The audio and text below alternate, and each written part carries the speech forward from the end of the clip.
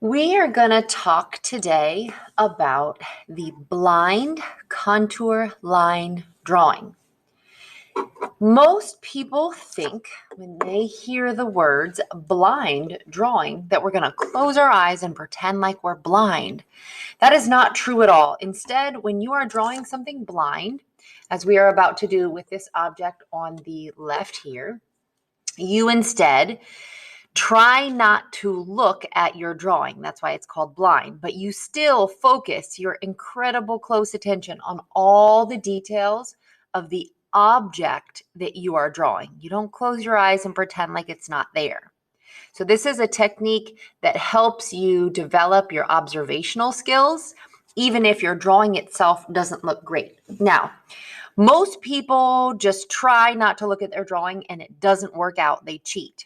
And that defeats the entire purpose. So here are a couple ways that you can prevent yourself from cheating when you are doing your blind contour line drawing. One, with your drawing hand, my right, continue to hold your pencil, but with your left, hold a folder, a notebook, a something over your paper so that you cannot see it. You're actually blocked from seeing your own paper when you draw.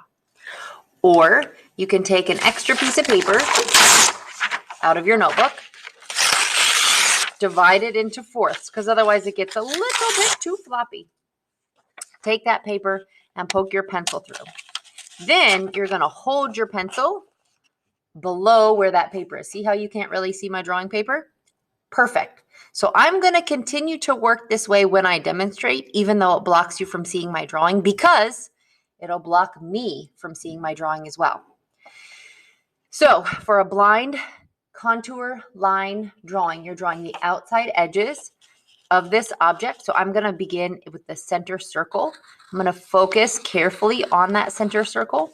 Outside of it, there's another larger circle. So notice I can pick up my pencil. I just don't really know where it's setting back down. Then outside of that, there's another line very close to the first one. Pretty tricky to see. Outside of that, there is another circle with bumps on it, but my point of view, my angle has changed. So I can't just assume that it's all regular. It's not. So this part here looks different than this part over here. So over here, I have this set of ridges. But as I make my way around that circle with my drawing, I need to realize that it's no longer a set of ridges because I see the edge of that circle shape. And then I see like these ovals sort of like indented into it or cut out of it. So I'm going to work on outlining each of those. I draw one, I find one with my eyes until I think I'm done. Now I have my outer edge. And again, I can see more here than I can up top because of my angle and my point of view on this three-dimensional object. I'm going to go up top. I'm going to try to draw it closer, but again, I have no idea. Larger on the bottom and the right. And we also have these numbers. You can't forget any of your details. So I have an upside down 7 and an 8, and then a 9, a 10, 11, 12, 13 at the top, and then back over to 2. That's the most bizarre numbering system ever. But had I not paid attention to those details, I never would have noticed that. And then a 6 to finish, plus this white splotch of paint. So I'm going to go observing the shape of that and outline it and done. Now you can look.